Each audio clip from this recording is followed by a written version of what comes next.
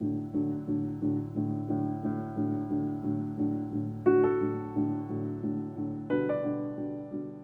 n'est évidemment pas simple de répondre à votre question car ça prendrait énormément de temps. Le concept de haut potentiel est un concept très riche, très complexe. Cependant, je vous inviterai d'emblée à sortir des clichés usuels qui veulent que le haut potentiel soit assimilé à Einstein, au génie, à l'enfant qui réussit tout, qui a toujours le doigt levé le premier et qui va tout réussir d'emblée.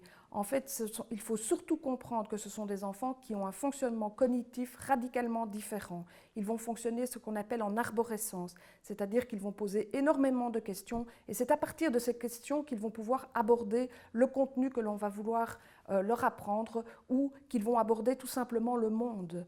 Et ils vont arriver très rapidement à une vision globale et assez précise des questions qui leur sont posées et ils vont arriver à une grande lucidité, à une très grande clairvoyance, mais qui peut aussi les amener à beaucoup d'angoisse parce que si intellectuellement ils arrivent à gérer toutes les informations qu'ils reçoivent, il n'en est pas de même au niveau psychologique et au niveau émotionnel.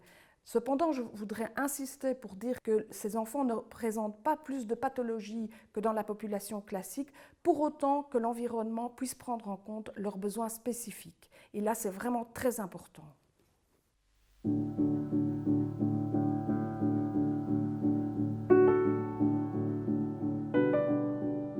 La question de l'identification est une excellente question.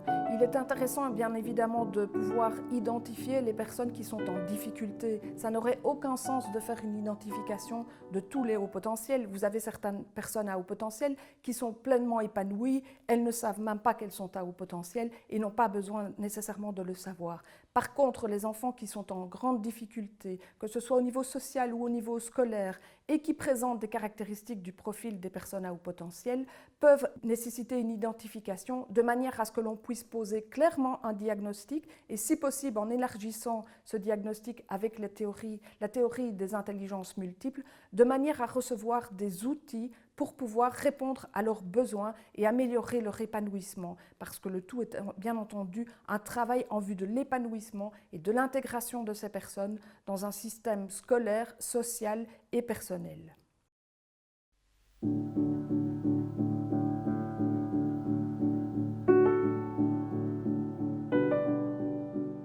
Il est vrai que c'est très paradoxal de rencontrer un tiers de ces enfants à haut potentiel en difficulté, voire en échec total dans le système scolaire.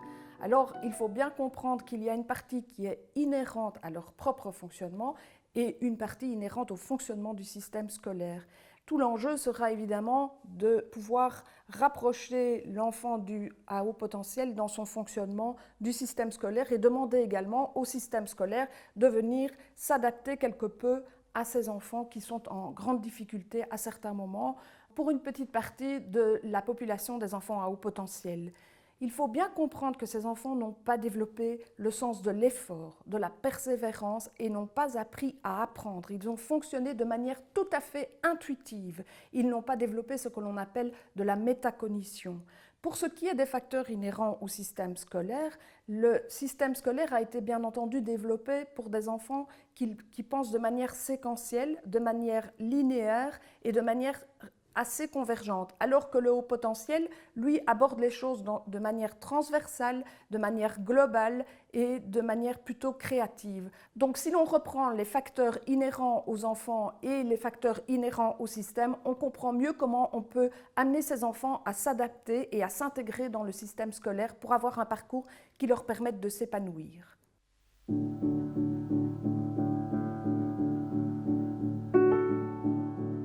Mon rôle est donc un rôle de mobilisation, la mobilisation autant du jeune que des parents sans qui le travail est impossible et bien entendu des enseignants. Il est fondamental que l'on puisse amener à un regard différent sur la situation.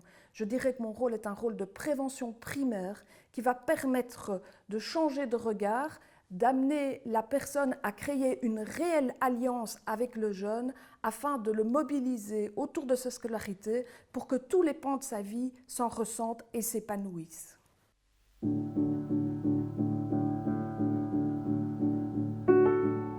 J'ai la ferme conviction que l'on crée de la valeur non pas en résolvant les échecs, mais bien en accompagnant au plus près les jeunes dans leur scolarité.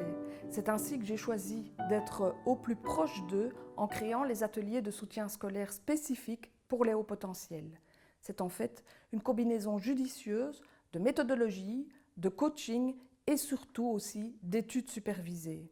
La méthodologie pour leur apprendre à augmenter leur stratégie, améliorer les stratégies naturelles qui sont les leurs et apprendre à apprendre.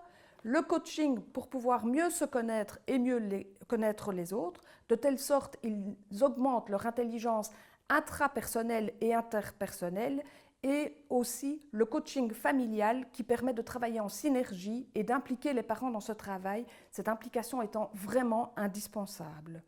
L'étude supervisée me permet de les aider, j'interviens un petit peu comme un levier pour qu'ils mettent en pratique, pour qu'ils osent dépasser leurs croyances limitantes et qu'ils se mettent au travail en appliquant les structures et les stratégies qui vont à l'encontre des leurs.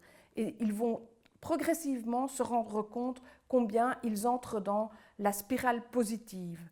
Pour les aider à entrer dans le dépassement de soi et à ancrer ces stratégies dans la durée, j'ai conçu un canevas d'intervention qui est une réelle invitation, un défi qu'il aurait lancé, oser entreprendre, oser apprendre.